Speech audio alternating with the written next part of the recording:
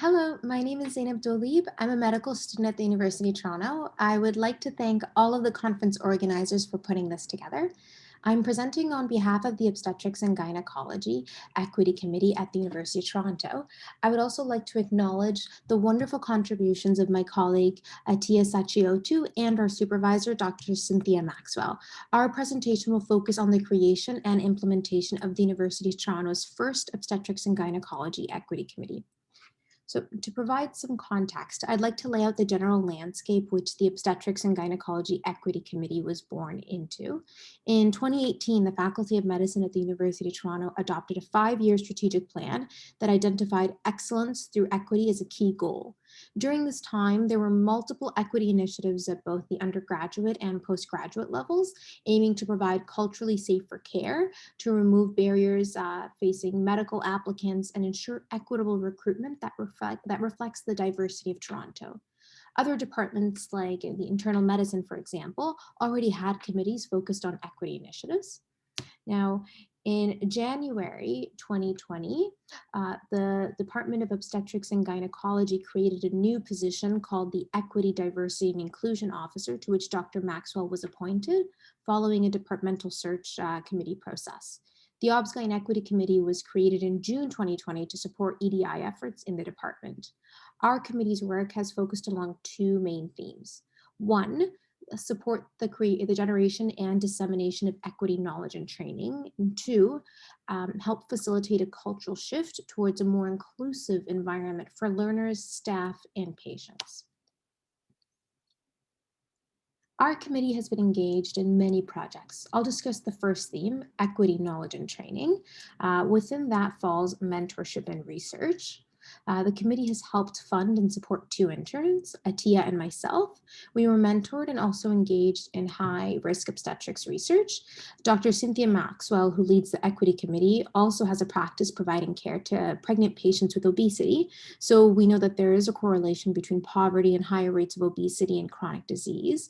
Furthermore, pregnant parturients who have high BMIs often report feelings of shame, judgment, and a general fear interacting with the healthcare system. And so there is evidence that obesity is a contributor towards further marginalization. Within that same theme of equity, knowledge, and training, our committee has also worked to expand medical education content for healthcare providers. We worked on increasing the equity-focused content on the OBGYN website, which will be published soon. We also contributed to the development of an accredited workshop on how to provide more inclusive and safer care to pregnant patients with obesity. In terms of our second theme of helping facilitate a cultural shift, the committee is working with faculty to launch a survey of learners and staff.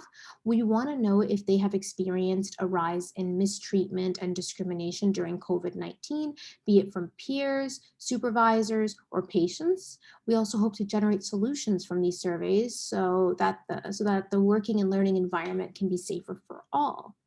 In terms of administrative support, the committee is involved in improving processes for faculty promotion, developing professional education standards, resident selection, and developing internal policies to address learner intimidation, discrimination, and harassment.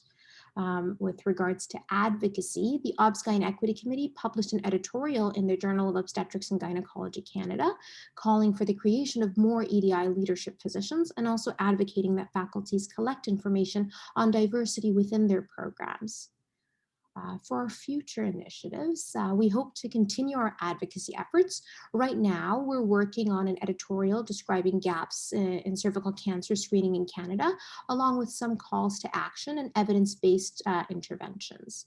We also hope to increase equity training for residents. A new cohort of interns will be recruited this summer. Hopefully they can continue these current initiatives, expand on our advocacy efforts, and help us develop more equity training for residents and also engage in their own research too. Now, In summary, the OBGYN Equity Committee has worked on many different initiatives in its first year. For example, our Equity Committee demonstrates the importance of faculty support, the broader faculty priorities, and its adoption of excellence through equity facilitated the creation of this OBGYN EDI role and the subsequent committee. Our hope is that through this conference, we're able to learn about other similar initiatives in different departments and universities and exchange best practices. Thank you for your time.